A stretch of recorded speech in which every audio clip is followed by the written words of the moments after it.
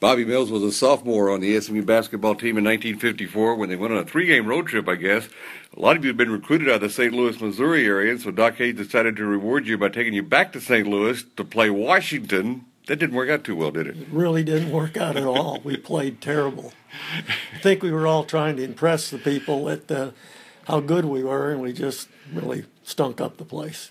Okay, and you were a sophomore, as I mentioned. Jim Krebs was a sophomore. Y'all were a good team at this point, but you hadn't really gelled to the point like the next year where you'd make it all the way to the Final Four. That's correct. And at that point in time, I think we had won 3 games and lost 3 games, so we were about even. But this was a real great experience for me because it let us go up against teams that were really good teams from the Big Ten primarily. Okay, now before you went to Indiana, though, there was one other stop you had to make. I think we went to Minnesota, and we lost that game. So we were close in all the games, but we got beat. And then we went to Indiana. Go to Bloomington. They're a ranked team at the start of the season. They were ranked number 3. It's a pretty good night for SMU.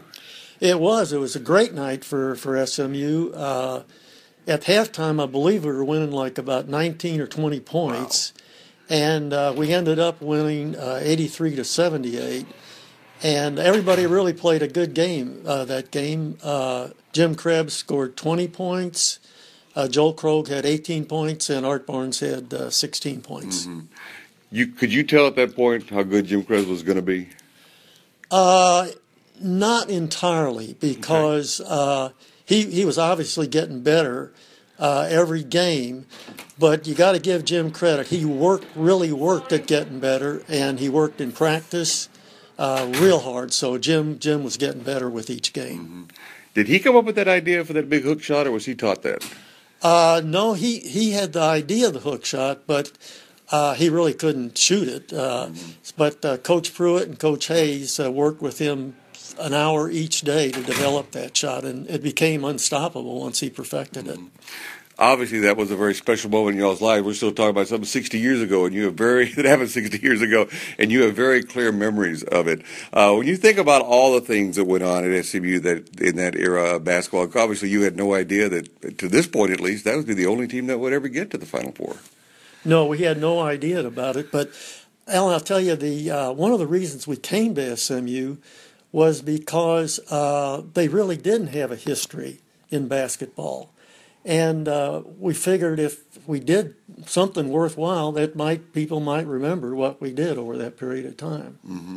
Was that the recruiting message of Doc Hayes and Bob Pruitt? Well, it was, and we were all offered scholarships at various schools, but once we came down here and saw the girls and saw the campus, you couldn't beat it. Easy decision then.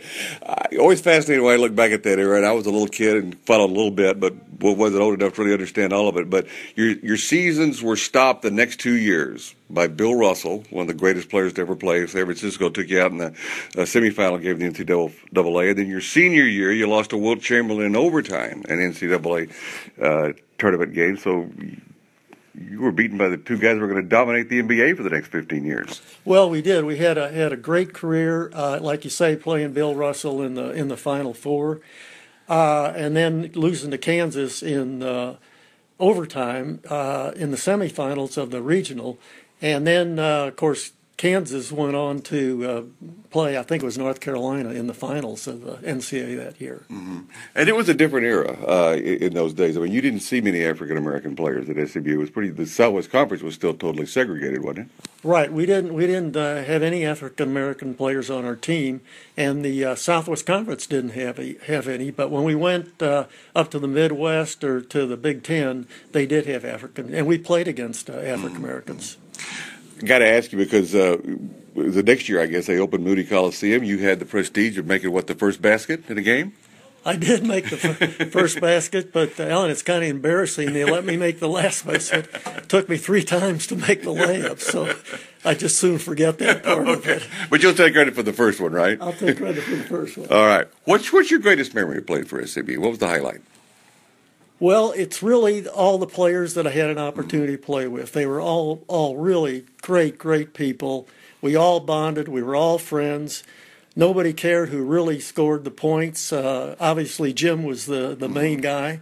And as long as he was open, we all fed him the ball. And that's what I mean. And the coaches were great. Everybody just could not have been nicer. And Dallas just welcomed us all, and we really appreciated that. And, of course, for someone who might not realize, Jim Krebs still the only unanimous first-team All-American in SMU school history. Bobby, thanks for visiting with us. Okay, thank you very much. Okay, you're listening to SMU Men's Basketball, and we'll return to